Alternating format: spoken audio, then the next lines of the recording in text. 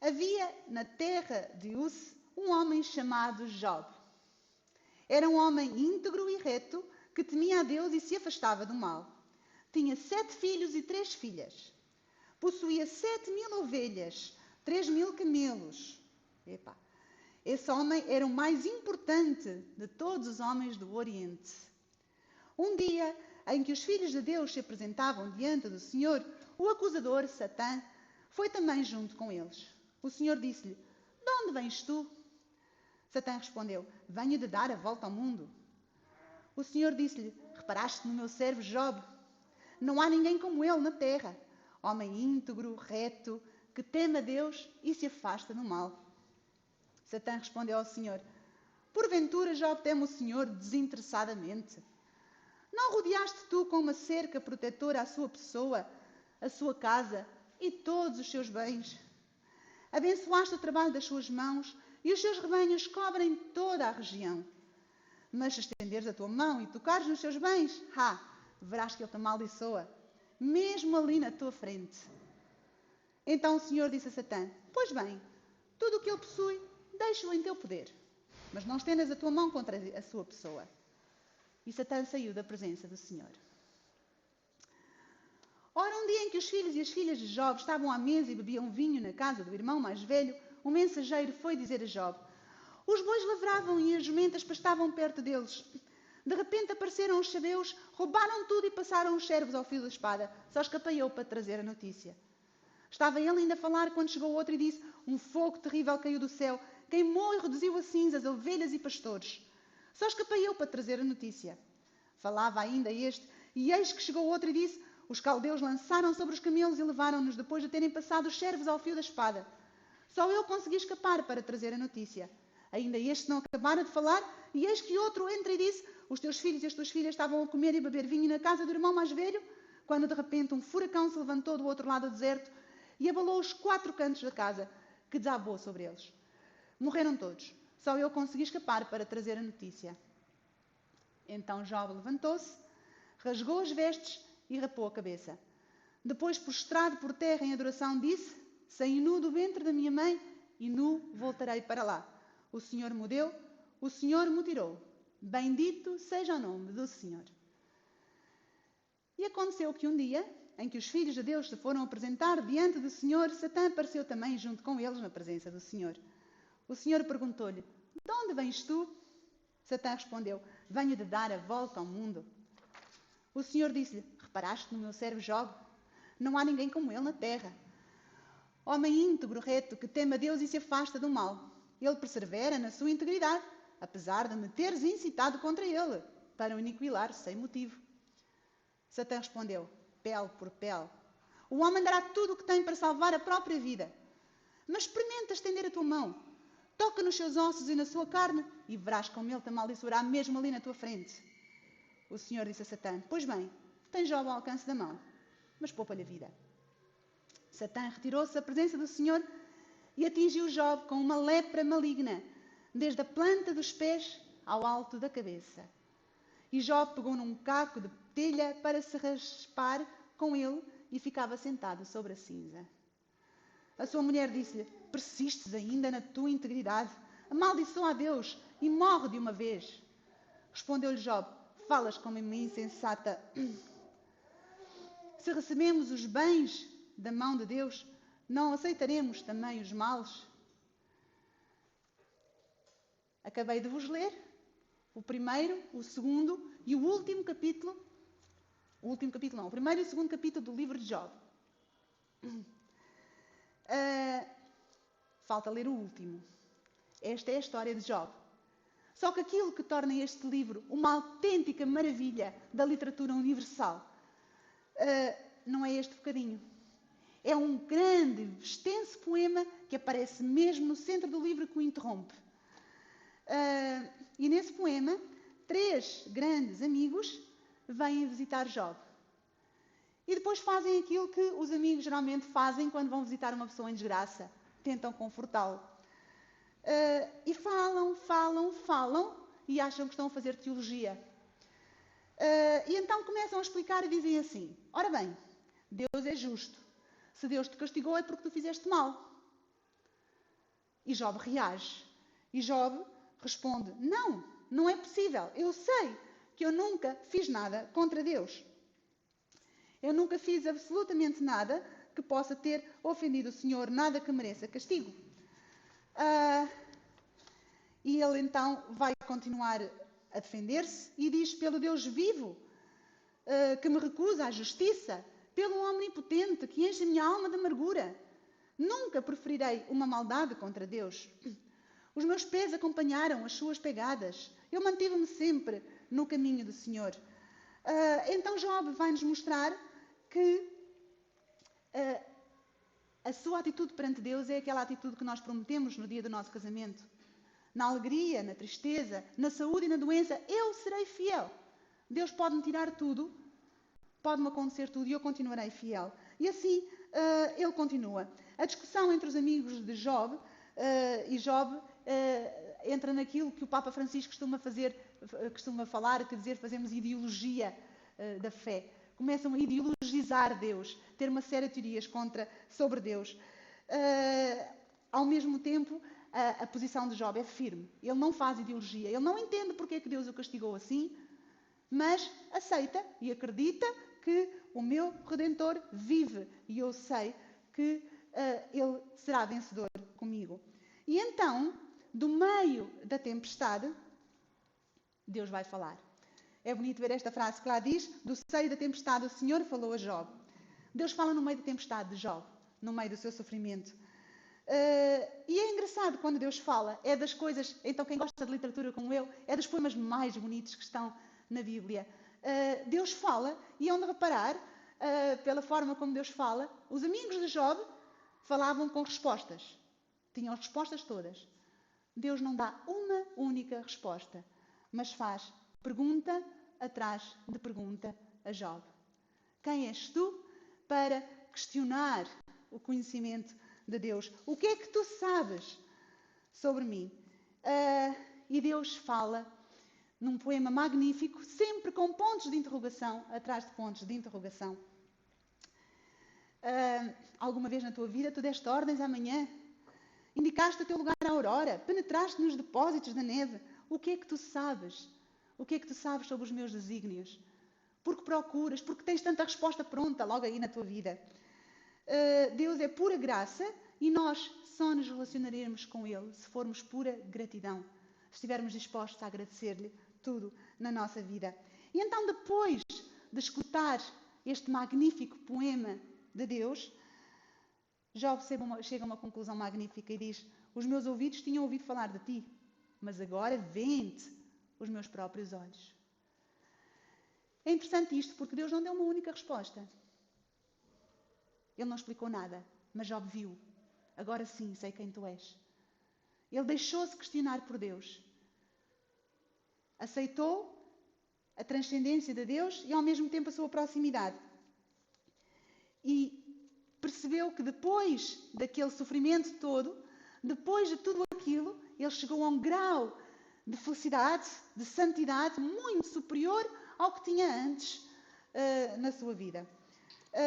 E então o livro de Job, vamos ao último capítulo, temos o primeiro e o segundo, depois temos este poema magnífico no meio, todo em poema, e depois temos então o último capítulo, que diz assim: o Senhor restituiu ao primeiro estado e aumentou no dobro tudo o que antes possuía. O Senhor abençoou a nova condição de Job, mais do que a antiga, e Job chegou a possuir 14.000 ovelhas, 6.000 camelos, 1.000 juntas de bois e 1.000 jumentas. Teve também 7 filhos e 3 filhas. Em toda a terra não havia mulheres mais formosas que as filhas de Job. Job viveu ainda 140 anos e viu os seus filhos e os filhos dos seus filhos até à 4ª geração. Depois Job morreu velho e satisfeito com os dias vividos. Job é recompensado por todo o seu sofrimento ainda aqui nesta vida. Nós ainda não chegámos ao Novo Testamento, ainda só levemente se falava da eternidade. Se estivéssemos no Novo Testamento, teríamos ouvido São Paulo a dizer: os sofrimentos do tempo presente não têm comparação com a glória que há de revelar-se em nós. E ainda, completo na minha carne, o que falta às tribulações de Cristo em favor do seu corpo, que é a Igreja. Isto é a conclusão que Jesus vai trazer à história de Job. Pois então, eu vou falar-vos de uma venerável. A história de Job mostra aqui como Deus permite a Satanás tentar ou fazer mal, literalmente fazer mal a Job. Ora, Deus em si não tem maldade, portanto não podemos nunca dizer que o mal que nos acontece vem de Deus. Aqui na história vemos como Deus permite a Satanás. Ora, Deus não tem maldade. O mal que nos acontece na vida não vem de Deus, mas se Deus permite o mal que vem na vida, e se Deus é só amor, então nós podemos fazer a conclusão. Deus permite o mal na minha vida porque me ama. Não pode haver outra conclusão. Porque em Deus só há amor. Nós temos de ter isto muito certo na nossa vida. Então podemos dar um passo em frente. E é o passo que esta mulher vai dar. Como Job, dizer: se eu aceito das mãos de Deus os bens, porque não hei de aceitar das mãos de Deus e não do Satanás, ou dos homens, ou do tempo, ou dos astros, porque não hei de aceitar também das mãos de Deus os males da minha vida. Dizia ela, e repetia muitas vezes, o único mal é o pecado. E o único bem é Deus. Tudo o resto é relativo.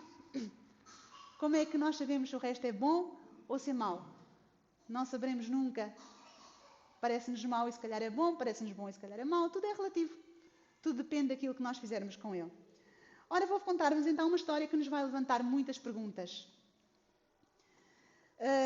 E se calhar a atitude normal que nós vamos ter aqui a ouvir é, como os amigos de Job, estarmos cheios de respostas. E dizermos o quê? Não, eu não faria isto. Eu teria feito assim. Eu não iria por aí. Não, isto não. Se calhar temos tantas respostas como os amigos de Job. E o desafio é mesmo este. Vamos deixar que esta história nos coloque perguntas e não tenhamos as nossas respostas prontas com a nossa mentalidade do século XXI pronta. Vamos responder, vamos escutar e deixar-nos interpelar por Deus que vai falar connosco. E se calhar, deixando-nos assim interpelar, chegaremos ao fim e se calhar como Job e como esta mulher, também possamos dizer: agora sim, vi a Deus. Cornélia Connolly viveu no século XIX, ao longo de todo o século XIX. Nasceu em Filadélfia em 1809. Ficou órfã aos 14 anos, numa família protestante. Ficou órfã aos 14 anos, tinha muitos irmãos e irmãs e acabou por ser educada por uma irmã, meia-irmã mais velha. Com 22 anos apaixonou-se por Pierce Connolly. Ela era Cornélia Peacock. Apaixonou-se por Pierce Connolly e casou. Ele era um pastor episcopal. Ninguém na família de Cornélia gostou dele, exceto Cornélia. E ela foi contra a vontade, no fundo, de toda a sua família para casar com alguém que amava. Portanto, ela é uma pessoa de grande personalidade que é capaz de ir por aquilo que ela acredita. Apesar de, agora vermos depois os reveses da sua vida, podermos pensar que há alguma fraqueza na parte dela. Não, ela foi capaz de lutar por aquilo que quis. E, de facto, casou. No início da sua vida de casados, ele, como pastor, portanto episcopaliano, foi-lhe atribuída uma missão na terra de fronteira, nos Estados Unidos, na zona do Mississippi, e foram para lá. E, segundo consta pela sua correspondência, eles foram extremamente felizes. Numa paróquia muito pequenina, terra de fronteira, terra de missão, os paroquianos acolheram-nos muito bem. Nasceram aí os seus dois primeiros filhos, Mercer e Adeline, e começaram a nascer e eles viviam muito apaixonados. Só que Pierce não estava muito satisfeito de ter uma paróquia assim no fim do mundo. Ele achava que eu gostaria de algo um bocadinho mais importante do que estar ali no fim do mundo. Mas pronto, foi aceitando. Entretanto, começou nos Estados Unidos uma onda muito grande de anticatolicismo. Os imigrantes que estavam a chegar aos Estados Unidos católicos começavam a ser extremamente rejeitados, criticados, e de todos os púlpitos protestantes saíam farpas terríveis contra os católicos. E Pierce não gostou disto. E ele disse: isto não me parece uma atitude cristã. Os cristãos não podem ser assim. Como é que podem falar assim dos católicos? Como é que podem tratá-los tão mal? E começou a duvidar das atitudes da sua própria religião. E começou a estudar a fé católica. E ao aprofundar e estudar a fé católica, ele começou a ver e a dizer: não, espera lá, eu acho que há aqui mais verdade do que na fé que eu tenho vivido. E então começou a falar com Cornélio e a dizer que estava a pensar em se converter ao catolicismo. Isto são temas muito difíceis para protestantes, sobretudo então nesta altura. Nesta altura era ainda mais difícil converter-se a qualquer outra religião, menos ao catolicismo. Pronto. Para ela foi muito difícil. E ela disse assim, escreveu à sua irmã: apesar de todos os meus preconceitos contra a Igreja Católica, estou disposta, como mulher cristã, a submeter-me ao que o meu marido me apresenta como o caminho do dever. E aceitou estudar, também ela, a fé católica. Começou a estudar, e ao estudar e rezar, descobriu ali a verdade. E descobriu, não, eu quero mesmo ser católica. Então Pierce, o marido, disse assim, olha, vamos a Roma, que eu quero ser admitido na igreja, na presença do Papa, em Roma. Vamos a Roma, pegamos nos nossos filhos, claro, teve de abandonar a paróquia, não podia continuar como pastor, vamos abandonar a paróquia, vamos a Roma. E ela aceitou e puseram-se a caminho de Roma. Mas a viagem era um mês de navio, portanto, da América para a Europa, um mês no navio, uma viagem perigosa. Eles, ao passarem, portanto, o Mississippi para chegarem, portanto, para o Atlântico, pararam aí durante uma semana ou pouco mais numa paróquia católica, onde houve um bispo que foi ordenado, o bispo foi investido como bispo, e eles assistiram a tudo aquilo. E Cornélia ficou de tal maneira tocada que disse a Pirce, eu não vou esperar por ir para Roma para ser católica, eu quero ser aqui já, antes desta viagem de barco, antes de me meter nos perigos do mar. Eu não preciso que seja o Papa a dar-me a sua palavra. Eu quero ser aqui. E assim fez. Numa cerimónia discreta, muito simples, foi batizada como católica e comungou, recebeu Jesus. A partir daí, Cornélia está alicerçada. Já nada a vai fazer. Todos os temporais que vão surgir agora na sua vida, nada a vai conseguir demover de Deus. Ela está centrada em Deus. Faz a viagem já como católica, uma viagem muito difícil. Não podiam sequer lavar a roupa no navio, portanto, com 2 bebés pequeninos, 2 crianças pequeninas, não podia sequer lavar roupa, tinha de levar mudas para aquilo tudo. Todos passaram mal, doenças, etc. E ela aguentou sempre tudo com uma grande alegria, que era uma característica muito firme de Cornélia. Quando chegaram a Roma, segundo consta a audiência papal, o Papa comoveu-se até às lágrimas com o discurso de Pierce, por assim dizer. Ele era um homem muito emotivo e que cativava muito pela forma como falava. Comoveu-se até às lágrimas, gostou imenso deles e aceitou, portanto, fez a cerimónia de Pierce. Havia apenas um problema, é que Pierce tinha o seu sonho de continuar como ministro, não podia ser na Igreja Católica como ministro, porque não poderia ser padre casado. Ainda foi proposto que ele seguisse o rito, que fosse ordenado de acordo com o rito da Igreja Oriental, da Igreja grego, o rito grego, em que podiam, excepcionalmente, ordenar padres casados em situações destas. Hoje também se faz na Igreja Católica, não é? Quem vem da Igreja Anglicana, episcopal, portanto, estas igrejas próximas da Igreja Romana, podem ser ordenados estando casados. Na altura não podiam. Mas Pierce não gostou da ideia. Primeiro porque não havia nenhuma paróquia importante com o rito grego. Teria de ir lá outra vez para o fim do mundo e ele não estava disposto a isso. Portanto, pôs a ideia de lado. Cornélia escreveu à sua família dizendo assim: Pierce gostaria muito de poder ser padre, mas isso só poderá acontecer caso eu morra. Portanto, esse caminho está fora de questão. Mas pouco a pouco, Cornélia começa a perceber, na conversa de Pierce, que existe uma outra via para ele poder ser padre. E essa outra via passa por abandonar a sua família de acordo com os conselhos evangélicos de que quem deixar pai, mãe, mulher, filhos, esposa, etc., por mim, receberá a herança, a vida eterna. E ela vive com uma certa angústia interior que ele possa chegar a esses limites, mas logo se acalma e diz, não, nem pensar, nós somos tão felizes, não vai acontecer isso. Bem, o casal acaba por depois passar cerca de um ano em Roma,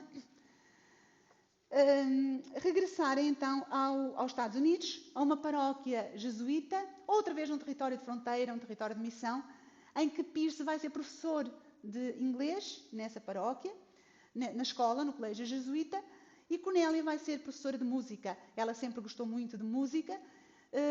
Em Roma também tinha feito mais estudos de música, vai ser professora de música num colégio de meninas, que havia os dois lado a lado, dos rapazes e das meninas. E foram extremamente felizes. Nas cartas que ela escreve mostram uma felicidade incrível. Pierce contava nas suas cartas: se os meus filhos são as crianças mais felizes e barulhentas da América. Eles estão sempre, ela diz assim, a minha querida mulher, como ele dizia sempre, adora tocar piano. Ao serão, senta-se ao piano, toca música atrás de música, põe-os todos a dançar, a marchar, depois levanta-se e dança com eles, valsa com eles o tempo todo, de tal maneira que acabam sempre algum por se aleijar e cair no chão. E ele dizia assim: eu para escrever esta carta tenho de sair da sala e fechar-me no escritório porque não consigo concentrar-me com a barulheira. E então depois terminavam os dias, faziam a sua oração da noite em família diante da imagem da Anunciação, do quadro da Anunciação do Frei Angélico, e depois os meninos dormiam. E depois Pierce e Cornélia ficavam ainda a conversar e terminavam sempre a ler algum capítulo da Imitação de Cristo. Portanto, vemos aqui aquele quadro desejável para qualquer família de Caná, qualquer uma das nossas famílias, aquele quadro ideal, de facto, desta felicidade. Tanto mãe e o pai trabalhavam durante o dia e depois, rodeados dos seus meninos pequeninos, com esta grande alegria. Cornélia tinha mais um menino, que era o John Henry, veio grávida já dos Estados Unidos, que era um menino do seu coração. E então ela está felicíssima com a sua querida família.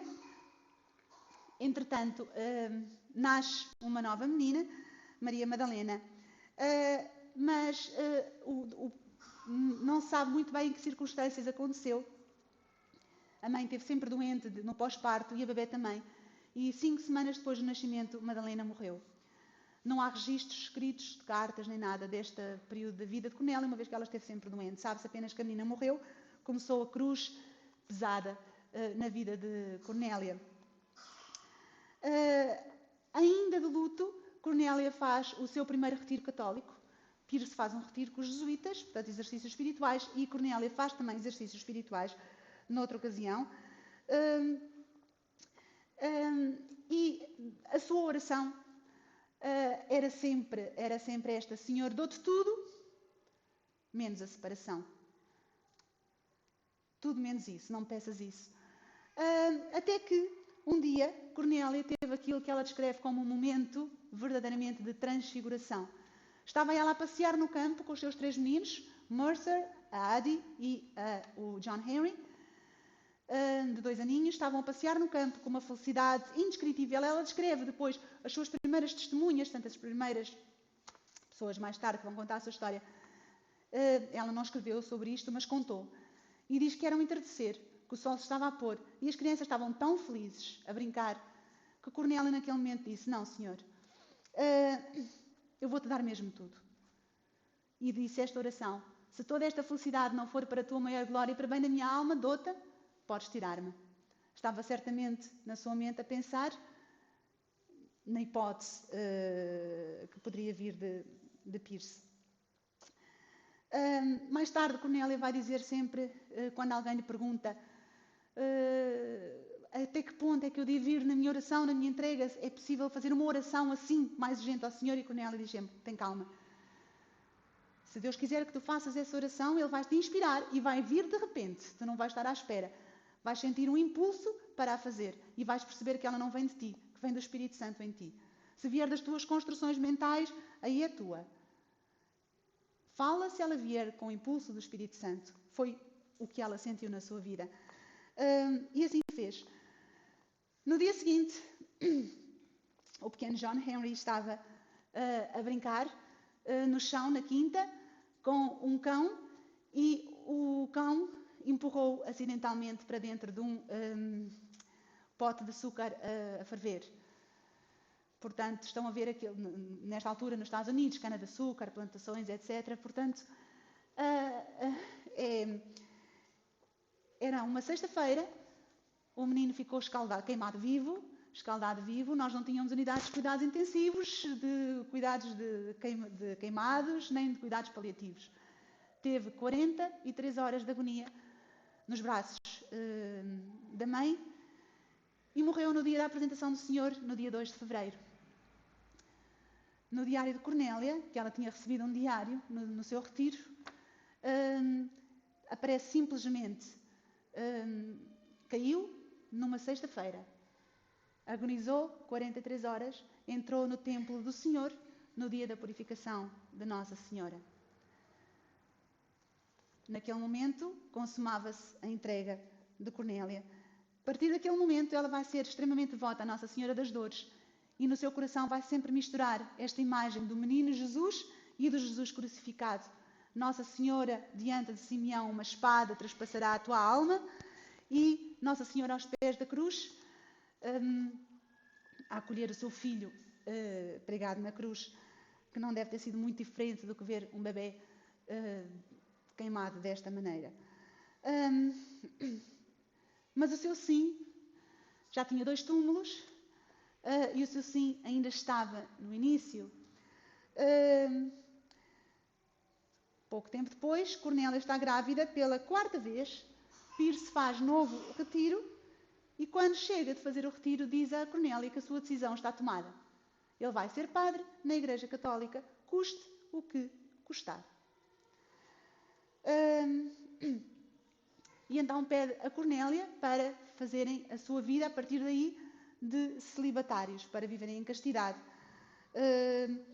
Cornélia suplica e volta a suplicar, e escreve-lhe cartas e pede-lhe, por favor, que não destrua a sua família, que não destrua o que eles têm, que é tão bonito. Mas ele está firme, está irredutível.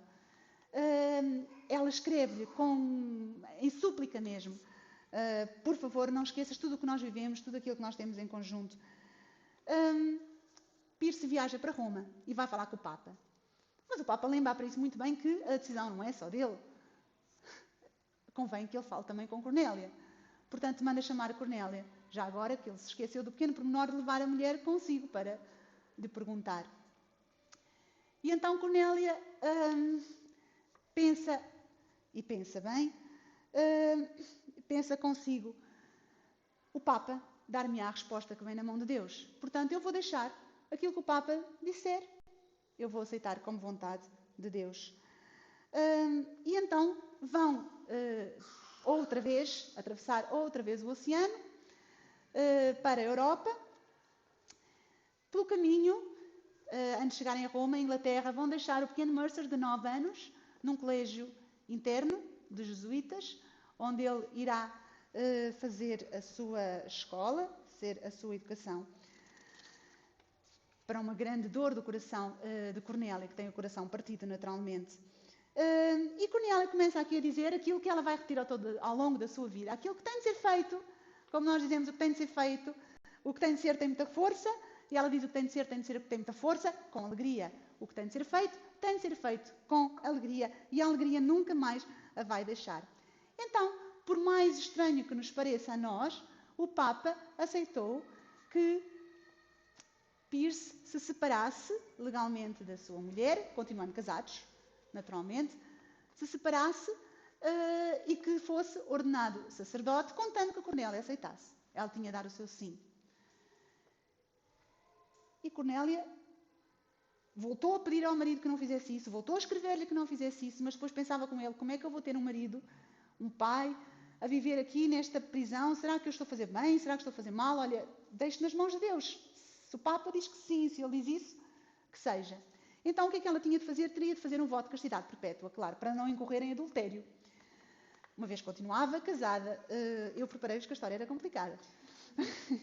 Uma vez que continuava casada com Pierce. E assim fez.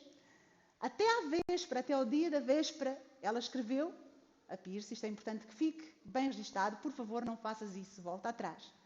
Até à véspera. Ele foi inamovível, então ela assinou. Fez um voto de castidade perpétua, ela e ele, assinados na presença de 2 testemunhas. Cornélia já vivia em castidade com isto tudo, já tinha mais um filho pequenino, já viviam em castidade 3 anos e meio. Portanto, 3 anos e meio de privação sexual e de todas as outras privações que ela vivia neste momento. Imaginem a vida, a angústia desta mulher que já tinha perdido 2 filhos, que tinha outro já despachado para um colégio interno e que vivia nesta incerteza do futuro. sem saber o que é que lhe ia acontecer. E então Pierce foi finalmente ordenado sacerdote. A ideia era que a Cornélia ficasse a viver num convento para proteger a sua sexualidade também, não é? Porque não podia ficar no mundo, era perigoso. Ficasse num convento, não precisava de ser religiosa, mas iria ficar a viver num convento. E Pierce pudesse visitar um convento, portanto, escolas, etc., para ter os filhos com ela, os outros filhos pequeninos, e Pierce pudesse visitar a família uma vez por semana. E o Mercer vinha à casa nas férias. E assim aconteceu durante alguns tempos. Parece que o dia da ordenação de Pierce, ordenado sacerdote, foi um dia especialmente feliz. Cornélia cantou no coro e nesse mesmo dia ele deu a primeira comunhão à filha. E diz que foi uma cerimónia muito bonita. E Cornélia estava verdadeiramente feliz. E ela aí disse: vale a pena sacrificar a felicidade desta vida para a glória de Deus, sabendo que a retomaremos um dia no céu. Era uma felicidade de quem chegou, quem diz: pronto, está resolvido. É por aqui, pelo menos já acabou-se a incerteza. Já sei o que é a nossa vida. E aceitou, com alegria, novamente a sua situação. Mas, entretanto, Cornélia vivia numa angústia naquele convento onde estava, sentia-se muito mal. Todas as suas cartas eram lidas, não havia liberdade nenhuma de movimentos, e ela vindo de uma tradição protestante, etc., portanto era muito difícil para ela viver ali. E ela disse ao bispo que não se sentia bem naquele convento, não haveria outra solução para ela. Não queria continuar ali, os pequeninos estavam lá na escola, não queria continuar ali. É interessante como Deus, na Bíblia, onde reparar, ele diz, ainda agora vamos ouvir no próximo domingo a Abraão, etc., Deus diz: levanta-te, diz-nos, levanta-te. Ele não quer ver ninguém deitado no chão, ele levanta-te. E depois logo a seguir diz: vai. Deus dá-nos sempre coordenadas, nunca nos deixa sem direção. E fez o mesmo a Cornélia. Pela voz do Papa, ela vai receber uma direção. O Papa transmite-lhe então o seu pedido de não regressar a onde ela queria, que era os Estados Unidos, mas de ir pela Inglaterra. Inglaterra era um país, como sabemos, protestante, e as meninas católicas não recebiam instrução nenhuma, zero. Ou eram enviadas para a Europa, as que tinham posses, ou então ficavam ao abandono. E era preciso dar uma educação às crianças, às meninas católicas. E então Cornélia aceita aquele pedido e sente lá dentro dela: é isto mesmo. Eu vou pôr-me ao serviço e fundar uma ordem religiosa de ensino para crianças, contando que possa ter os meus filhos junto de mim. Neste momento o bebê, portanto o Frank, já teria entretanto o tempo passou, já tinha uns 5 anos, se não me engano, e a Adi que tinha 10 anos. E de facto, Cornélia tem neste momento 35 anos e está literalmente no meio da sua vida. E parte para a Inglaterra. É muito giro ver todas as peripécias da partida, do início, sem condições nenhumas, portanto uma situação muito difícil, de muito sofrimento, mas que ela mantém sempre uma alegria extrema, uma alegria enorme.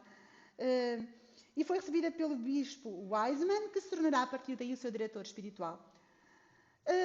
De agora em diante não é a Pierce, ao seu marido, mas a Wiseman que ela deverá exercer a sua obediência, a quem deverá obedecer à sua palavra.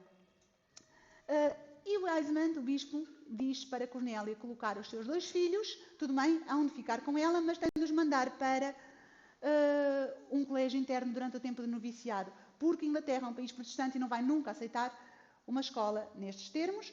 Há muitas histórias a correr por aí de meninas, de crianças fechadas em conventos, e este é um país que não está para aí virado. Vamos ter de ter cuidado com os preconceitos de Inglaterra e vamos mandá-los então para um colégio interno durante os 6, 7 meses até fazer votos. Cornélia, outra vez com o coração partido, aceita que assim seja.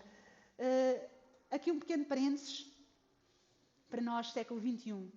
No século XIX, educar os filhos num colégio interno era considerado perfeitamente normal. Não só normal, como positivo e benéfico. Nesta altura não se sabia da necessidade enorme que as crianças têm dos seus pais e não se respeitava a dor atroz que as mães sofriam ao ficar sem os seus filhos tão pequeninos. Nada disso era tido em consideração. Se nós vermos, por exemplo, os pais de Santa Teresinha mandaram 3 filhas para um colégio interno com 9 anos. A partir dos 9 anos mandaram-nas 3 filhas seguidas e só não foram as outras porque, entretanto, a vida mudou e o pai enviuvou e ficou depois, não quis separar-se mais da Teresinha e da Celina. Porque, de resto, era a norma mandar as filhas para um colégio interno. Não há aqui nada de estranho. Aliás, na altura, toda a gente elogiou a decisão de Pirce e de Cornélia, portanto, dos colégios que escolhiam para os filhos, foram muito elogiados. Essa questão não se colocava, o que não impede que o coração ficasse a sangrar por dentro. E então, como é que Cornélia vai decidir chamar à sua nova congregação? A congregação, ou Sociedade do Menino Jesus. E por isso eu vos disse que vocês certamente não a conheciam aqui em Portugal. Ela é muito conhecida nos Estados Unidos. Ela está neste momento em 14 países. E é muito conhecida nos Estados Unidos e Inglaterra, África, etc. De facto, é o Deus menino do presépio que estará sempre presente na sua vida e em que o menino da apresentação no templo, daquela morte trágica do John Henry, do seu bebê, da pequena Madalena, tudo isso está no seu coração. Ela só consegue pensar e olhar para o menino Jesus. E então, Cornélia vai dizer sempre às irmãs que a congregação do Menino Jesus foi fundada sobre um coração dilacerado naquele dia 2 de fevereiro, no dia da apresentação do Senhor no templo. E é aqui que se começa a delinear para mim realmente a grande santidade desta mulher. Aquilo que eu mais admiro nela é que, apesar de todo este sofrimento incrível, não se esqueçam que ela está a fundar uma ordem religiosa porque alguém a expulsou da sua vida familiar, está sem os filhos, sem nenhum deles neste momento. Apesar disso, dizem que ela era um poço de felicidade. Estava sempre bem disposta.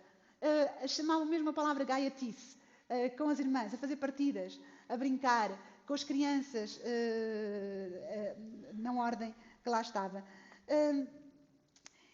Os dias de festa, todos os dias dedicados ao Menino Jesus, eram dias de festa, em que Cornélia e as irmãs até faziam partidas para as crianças. Uns dias eles acordavam e tinham de procurar o pequeno almoço lá por uns sítios. Outros dias podiam vestir-se as meninas vestiam-se de freiras e podiam correr a casa toda, etc. Portanto, elas tinham muitas brincadeiras, algo que também não era muito comum nas ordens religiosas da altura. E só uma mãe de família, com aquela alegria que nós já conhecíamos da Cornélia, seria capaz de imprimir esta alegria a esta ordem. Que era mesmo, há até cartas que eu li das primeiras noviças a escrever para casa e dizer: isto é tão giro, sou tão feliz aqui, temos tantas brincadeiras. Cornélia tinha 2 horas por dia de chamada recriação, e que ela punha mesmo recriação, a nova criação, recriar-nos na alegria. E então brincavam com as irmãs, faziam muitas brincadeiras. E era esse o espírito, sempre com um olho vivo de brincadeira. E isso era algo que era, de facto, chamava muita atenção. Entretanto, o ano do noviciado está a terminar e Cornélia alegra-se com a chegada de Frank e da Adi, que iam voltar e ficar com ela para sempre. Pirce consegue aquilo que ele queria, que era ser transferido também para a Inglaterra, porque ele separou-se de Cornélia, mas não quer estar longe. E então é transferido para a Inglaterra.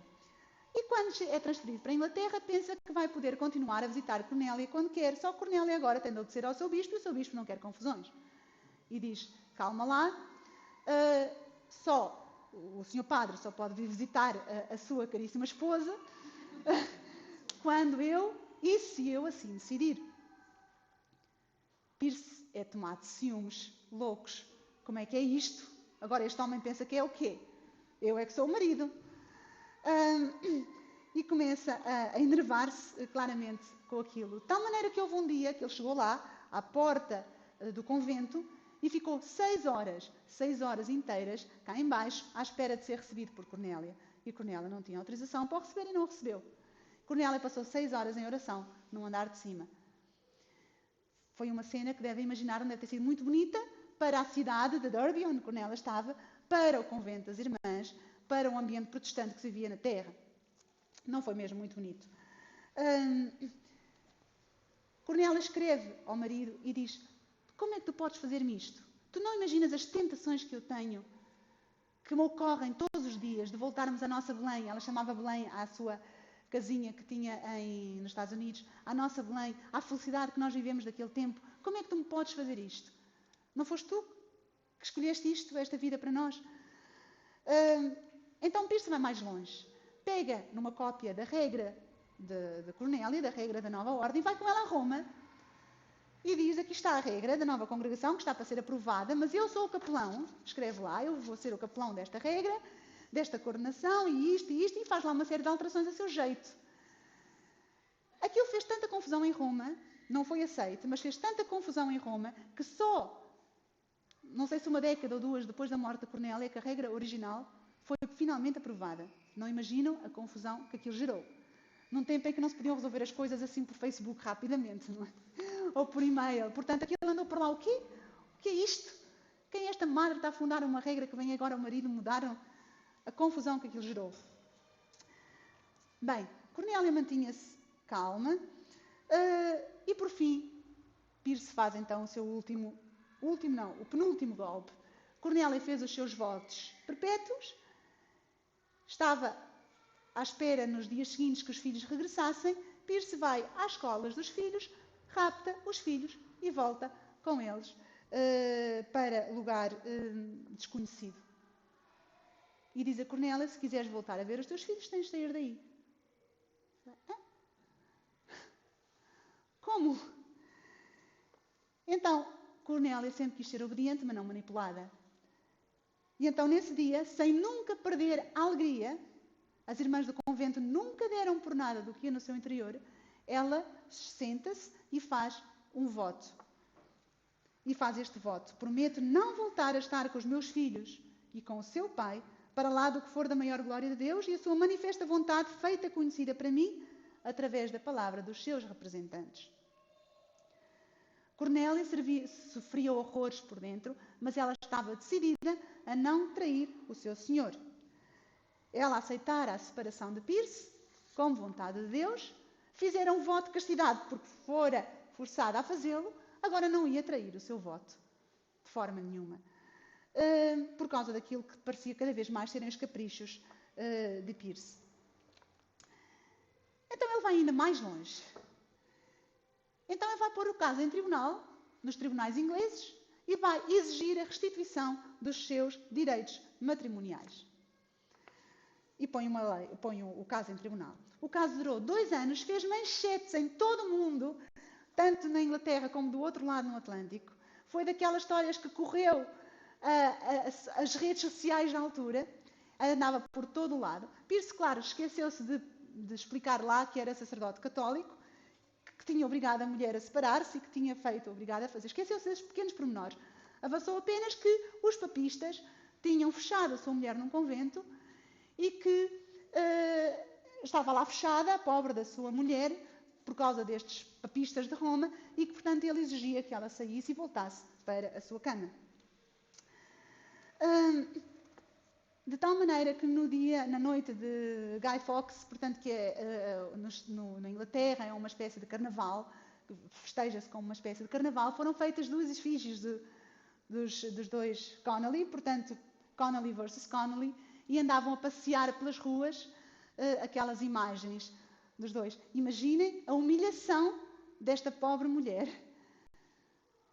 Imaginem a humilhação, portanto, ver a sua efígie a passear pelas ruas, toda a gente a fazer chacota, em todos os púlpitos protestantes, em todas as igrejas protestantes, era uma risota, eram críticas constantes. Como é que esta mulher pode fazer isto ao pobre do homem, abandonar marido e filhos e fechar-se num convento? Onde é que já se viu? Que raio de gente é esta? Estes católicos? A história de Job está-se a desenrolar a passos largos, como nós vemos. Há aqui uma passagem de Job que eu vou ler e que podia ser dita por Cornélia. Quem me dera voltar a ser como de antes, nos dias em que Deus me protegia, quando a sua luz brilhava sobre a minha cabeça e o seu resplendor me guiava nas trevas. Tal como era nos dias da minha mocidade, quando Deus protegia a minha tenda, quando o Omnipotente estava ainda comigo e os meus filhos me rodeavam. E depois diz ainda Job: agora riem-se de mim os mais jovens do que eu. Agora sou o tema das suas canções, o objeto dos seus escárnios. Afastam-se de mim com horror e até se atrevem a cuspir-me no rosto, porque Deus abriu a sua aljava e alvejou-me e todos perderam o respeito diante de mim. Cornélia, o bispo, assume todas as despesas do caso, que dura 2 anos. Cornélia vence. Pierce é obrigado a pagar tudo, mas Cornélia pede ao seu bispo, por favor, os meus filhos vão ficar a viver na miséria se ele vai pagar tudo. E então o bispo paga tudo. Paga por ele, paga por ela, mas isto não foi dito em público, claro. Em público ficou só a história da versão de Pierce, que, entretanto, deixa o sacerdócio católico, deixa a Igreja Católica e retorna à sua fé protestante. Apesar de tudo, Cornélia manteve a sua entrega e a sua alegria. As pessoas falavam do seu inexplicável sorriso e a sua alegria. E dizia ela sempre, remexer no passado ou viver no futuro é uma perda de tempo e de graça. Escreve aos filhos continuamente, carta após carta, e as cartas vêm sempre devolvidas, sem serem abertas. Ela continua a escrever, ela pede por todos os seus conhecimentos possíveis para comunicarem com os filhos, para lhe dizerem que a mãe não os abandonou, que a mãe não os traiu, mas nada disso lhes chega. Imaginamos o que é que Pierce lhes terá sempre dito em relação à sua mãe. E então no seu caderninho, no seu registro, fica sempre lá registada como a primeira oração, a sua primeira intenção era sempre a conversão do marido e dos filhos. E então ela repetia algo que eu acho que é mesmo isso, que é muito importante para nós vivermos. Aceita a cruz que o Senhor te envia, não aquela que tu gostavas que Ele te enviasse. Uma pequena cruz vale mais do que longas horas de oração. E dizia ela, um simples louvado seja Nosso Senhor Jesus Cristo, rezado no meio da tribulação, é mais agradável a Deus do que contínuos louvores durante a consolação. Um dia, no convento, ouvem-se os sinos a tocar. Os sinos a dobrar muitas vezes. E as irmãs foram ter e disseram, madre, ninguém está a tocar o sino. O que é que está a passar? Ninguém está a tocar o sino. E Cornélia disse, bem, o sino está a tocar sozinho. É certamente Deus a dizer-nos que há alguma alma a precisar da nossa oração. Vamos rezar. E foram rezar. No dia seguinte, chegou a Cornélia a notícia de que Mercer, o filho mais velho, tinha 20 anos, tinha morrido nessa hora de febre amarela. Mercer tinha vivido uma vida sempre muito infeliz, muito partido por dentro, completamente fragilizado, destruído, e era uma criança muito frágil. E quando voltou de facto aos Estados Unidos apanhou febre amarela e morrera exatamente à hora em que os sinos dobravam no convento da sua mãe. Cornélia acredita que essa sua oração poderá ter salvo a sua alma. Pierce, ao centro, morreu protestante, convicto até ao fim dos seus dias. Este homem que esperava ser tão importante, com tanta pompa e circunstância, morreu no anonimato, exceto por causa da sua mulher, de tudo o que se relacionava com ela. A Adi, a menina, converteu-se ao catolicismo já depois da morte do pai. O pai morreu 4 anos depois da mãe. Converteu-se ao catolicismo e morreu com o crucifixo da mãe entre as mãos. Frank, e ofereceu a vida pela conversão do irmão, Frank, que está ali. Frank tornou-se um pintor famoso em Roma, muito mundano, festas mundanas, nunca se converteu, mas ficou conhecido pela sua generosidade e pela sua caridade. E até ao fim da vida também tratou as religiosas da congregação de Cornélia por irmãs. Nem ele nem Adi casaram, mas Frank teve uma filha ilegítima que casou na nobreza e que veio a ter e que foi educada no colégio da Ordem de Cornélia. Ele educou no colégio da Ordem do Menino Jesus e que continua a dar descendentes a Cornélia. Estas fotos estão no site oficial das Irmãs do Menino Jesus. Continua a dar descendentes. Entretanto, no meio desta confusão, mal seria se a Ordem tivesse passado incólume, não é? No meio de todas estas confusões à volta da pessoa de Cornélia, naturalmente que dentro da Ordem se gerou também muita polémica, muita confusão. Para esta Madre Superiora, que era uma mulher separada, sem os filhos, no meio de tanta polémica. E então ela continua a ser pedra de tropeço para a Igreja, que via nela tudo aquilo que incomodava. Convertida do protestantismo, americana, separada. E ela mantém-se sempre serena e dizia sempre: é inevitável que aconteçam escândalos, como diz o Evangelho. As calúnias são de tal forma que procura-se regenerar assim aquilo que havia de mais bonito na regra de vida. Onde aparecia menino Jesus, aparecem depois os seus superiores, os padres, a quererem tirar e pôr o Deus Altíssimo. E Cornélia diz: não, é um menino Jesus, é Deus encarnado. É Deus encarnado que está aqui na nossa ordem, e é esta encarnação que nós queremos ver todos os dias. Então chamavam-lhe aquela Yankee, aquela protestante de cabeça dura, mas por Cornélia sabe bem a diferença entre obediência e manipulação, e não cede onde vê que é claramente a vontade de Deus. As críticas são de tal forma que depois da sua morte, mesmo depois da sua morte, a madre, a superiora, proíbe qualquer culto a Cornélia e pede a uma irmã que rasgue tudo o que havia de Cornélia. Querem tirar o nome da fundadora da ordem. Mas essa irmã falou com o seu confessor e desobedeceu, com a autorização do confessor, e guardou todos os escritos, graças a Deus, de Cornélia. Ficaram bem guardados. E só depois, algum tempo depois, décadas depois, é que foi recuperada a imagem da fundadora. Então voltemos à escola, às histórias e às escolas. Nas escolas do Menino Jesus vão-se crescendo e vão tornando-se um modelo do ensino das meninas. Cornélia tinha um grande apreço pela alegria, a sua alegria natural, ou melhor, a sua alegria sobrenatural, fazia com que de facto a vida fosse uma festa ali. E ela gostava, por exemplo, muito de dançar a valsa, e punha as meninas a dançar. Dizem os primeiros testemunhos que ela entrava numa sala, via um piano, sentava-se a tocar e punha todas as meninas: vamos todos dançar. E depois levantava-se e outra criança a tocar, e ela começava a valsar com as meninas. Chegavam críticas ao convento. Chegou uma vez uma carta de um padre a dizer: ouvimos falar, madre, que no seu convento se ensina dança às meninas. Está na hora de pôr fim a isso, que isso é um escândalo. E Cornélia ria mal, ele sabia que ela era a professora, que a madre superior era a professora. Outra coisa que elas faziam era teatro, e não era só teatros religiosos, era teatros grego, latino, tudo isso, romanos, e ela gostava muito. E era outro escândalo também na igreja da altura. E depois, grande escândalo era que as meninas, como eles diziam, suavam como rapazes. Ela punha-as a fazer exercício físico todos os dias e dizia: entre cada lição as meninas têm de saltar e pular e fazer jogos, suar como rapazes. Que coisa escandalosa. E ela fazia questão também de se ensinar a história da igreja tal como ela era. Porque para Cornélia não havia, a verdade tem de vir sempre ao de cima, e não vale a pena manipularmos a verdade. Então ela ensinava a história da igreja como ela era, nas suas aulas, fazia questão que todas as meninas aprendessem a história da igreja, porque para ela a grande lição é que Deus escreve direito por linhas tortas.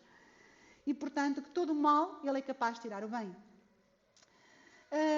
Cornélia proibiu terminantemente todo o castigo físico e verbal, que na altura também foi uma grande, claro, era uma grande inovação, e dizia lá na sua regra dos colégios que as meninas sejam sempre tratadas pelo seu nome de batismo, por mais nome nenhum, e nem por seus apelidos. E depois diz uma frase que eu achei que é muito interessante, que para nós como famílias também, e Cornélia certamente foi buscar a forma como ela educava os seus filhos. Educar as crianças como os passarinhos alimentam os filhos, como nós os vemos, não é? Palhinha a palhinha, grão a grão, sempre, continuamente, sempre, continuamente, educá-las assim, ato de virtude a ato de virtude, letra a letra, passo a passo. Cornélia tinha um enorme carinho por todas as crianças. Cada criança que entrava naquele convento, nas suas escolas, tinha um carinho individualizado e particular por cada uma delas. E queria que fossem tratadas como filhas, com ternura e compreensão, e que as irmãs vissem nelas o próprio menino Jesus. À noite, Cornélia passava pelos quartos, das que estavam internas, passava pelos quartos, fazia-lhes o sinal da cruz e dava um beijinho a cada uma delas. E uma vez uma irmã noviça que ia com ela acompanhar disse assim: madre está a pensar nos seus filhos, não está? A madre pensa muito neles. E Cornélia disse: minha filha, não há um único momento do meu dia que eu não pense nos meus filhos. E depois dizia assim: a minha maior cruz é não ter os meus filhos ao meu lado, mas se Deus assim o quer, quem sou eu para querer outra coisa? De forma alguma renuncio a esta cruz, antes a acolho com alegria. Tenho de encontrar a minha felicidade em ter um coração partido. Cornélia ensinou, e a sua ordem continua a ensinar, milhares e milhares de crianças, exceto as suas. Ajudou milhares e milhares de crianças a crescer no amor de Jesus, exceto os seus filhos. Obedecendo em absoluto à autoridade dos homens que a governaram, primeiro Pierce, depois o Papa e o Bispo, Cornélia ajudou e ajuda milhares de mulheres hoje em dia a recuperar a sua dignidade e o do controlo da sua própria vida. Ela que teve pouco ou nenhum controlo sobre a sua vida, ajuda hoje, porque elas trabalham em prisões e em situações de todo tipo de degradação da mulher. Ajuda hoje as mulheres a recuperarem a sua dignidade. É maravilhoso ver como a cruz é e será sempre o berço de toda a obra de Deus. É interessante vermos aqui em Pierce, para mim, é um modelo do homem que continua, mesmo casado, a perseguir os seus ideais individualistas. Naquela altura, fazia-se carreira na vida da igreja, na vida religiosa, não é? Nós sabemos bem isso, na vida de sacerdote, fazia-se carreira.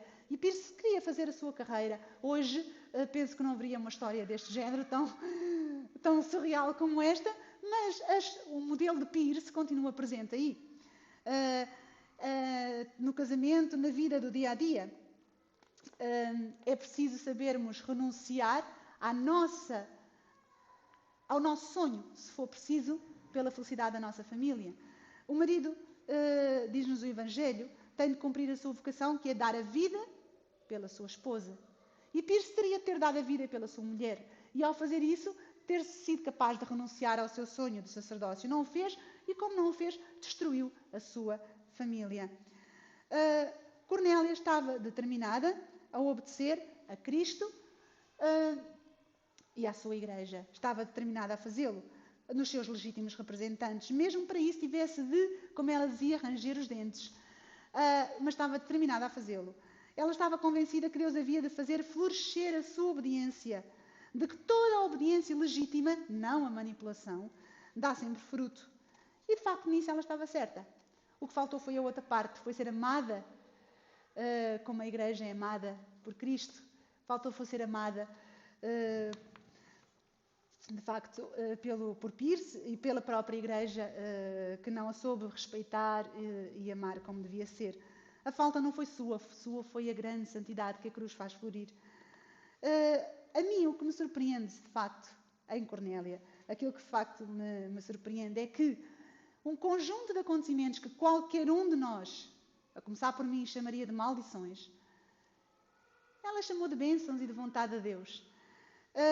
Um conjunto de desgraças que fariam qualquer um de nós, a mim, certeza, fariam qualquer um de nós uma pessoa amarga, fê-la uma pessoa meiga, brincalhona, alegre e bem disposta. Vivendo no meio de tristezas sem fim que lhe iam sendo impostas, ela escolheu a alegria como imensa liberdade interior. Um dia uma irmã perguntou assim a Cornélia: a madre nunca chora? E ela disse: minha filha, sabes que eu sou especial, as lágrimas correm sempre por trás do nariz. E depois dizia sempre: dá a Jesus muitos, muitos sorrisos. Cada vez que tens um pequeno sofrimento, dá a Jesus um sorriso. Oferece-lhe um sorriso. Vamos à história de Job. Lembram-se do último ponto em que ele chegou? Satanás resolveu testá-lo na sua própria pele. Pois bem, quando chegou ao fim da sua vida, Cornélia foi atingida de uma espécie de um eczema, que hoje em dia ainda não sabe bem o que foi, uma doença que a cobriu dos pés à cabeça, parecia leprosa, parecia ter sido escaldada viva, era a sensação que ela teve de ter sido escaldada viva. O seu pensamento corria para o seu filho John Henry, que tinha assim verdadeiramente sido escaldado vivo, e ela sentia no seu corpo essas dores terríveis. E mesmo antes de morrer, já a recuperar a consciência de vez em quando, ela voltou-se para uma irmã e disse aquela frase magnífica de Job: na minha carne verei a Deus. E repetiu: na minha carne verei a Deus. Ela morreu sem saber da conversão da filha, que viria a acontecer mais tarde, sem nunca ter conseguido contar aos filhos a sua história, sempre com as suas cartas devolvidas, sem ter sido aprovada a regra da sua ordem, morreu, no fundo, no fracasso total. Morreu na fé e na esperança, não na visão. Cornélia ensina-nos algo absolutamente heroico. Confiar em Deus mesmo quando esta confiança parece levar apenas à tragédia. A partir do momento em que ela se converteu, a sua vida foi de tragédia em tragédia.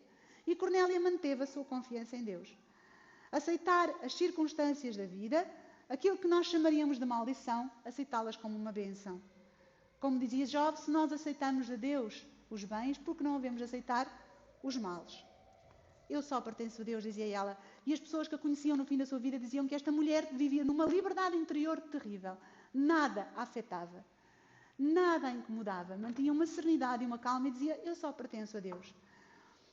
A sua entrega já tinha sido consumada naquele fim de tarde, naquele magnífico fim de tarde, com aquele pôr do sol em que ela tinha dito ao Senhor, tudo o que tu quiseres. Tudo o que tu quiseres. Nesse dia, a partir desse dia, ela nunca mais tinha voltado atrás. Apesar de parecer que a sua vida era uma sujeição terrível a tudo o que lhe impunham, Cornélia vivia com uma liberdade interior enorme. Quando foi declarada venerável, depois de estudarem a sua vida e a heroicidade de todas as suas virtudes cardeais, teologais, tanto os padres que concluíram assim, Cornélia poderá vir a ser declarada padroeira de todos os que sofrem de chantagem emocional grave. É um belo testemunho de uma esposa mal amada, mal compreendida, abandonada, traída pelo seu marido, capaz de fazer florir a cruz e viver aqui na terra a alegria da Páscoa. Eu trouxe-vos apenas umas pequenas questões para nos fazer refletir, para ficarem assim connosco no pensamento, porque se calhar na nossa vida a história de Cornélia é uma história tão surreal que eu hesitei muito antes de vos trazer esta história. Como diz alguém, Cornélia será declarada beata e canonizada só quando nós conseguirmos ultrapassar a estranheza de toda esta situação. Diziam isto as irmãs da sua ordem, que eu estive a ver no seu site e ouvi entrevistas, etc. De facto, temos de ter muito cuidado com estas atitudes, porque há muitos Pierce Connolly por aí. Às vezes no casamento vemos tanta gente que persegue os seus ideais individualistas, sejam eles os seus hobbies, sejam eles as suas carreiras, ou até através da religião, infelizmente também pode ser usada como ponto de divisão. Será que tudo o que eu estou a seguir depois de casar me está a aproximar da minha família ou me afasta dela? É algo muito importante a questionarmos. E como Cornélia Connolly, estamos dispostos a isto, a receber tudo das mãos de Deus? O que tenho de fazer? Tenho de fazer com alegria? Sou capaz de o fazer com alegria? Desanimo? Entristeço-me quando os outros falam mal de mim? Eu acho que é tão difícil manter a alegria de Cornélia quando, no meio de calúnias, de crítica na nossa pessoa, é tão fácil, eu falo por mim, ir imediatamente abaixo e ficarmos feitos num 8, como se costuma dizer, de ouvirmos tanta crítica a nós. E ela viu a sua esfinge passada nas ruas da cidade e manteve-se alegre, bem disposta, com as lágrimas a correr lá por trás do nariz. Estamos dispostos a dar mesmo tudo a Deus? E será que as nossas dificuldades nos tornam cada vez mais alegres, mais mansos, mais humildes no sentido das bem-aventuranças, ou pelo contrário nos tornam pessoas amargas? Como é que nós reagimos?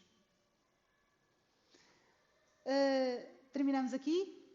Louvado seja nosso Senhor Jesus Cristo.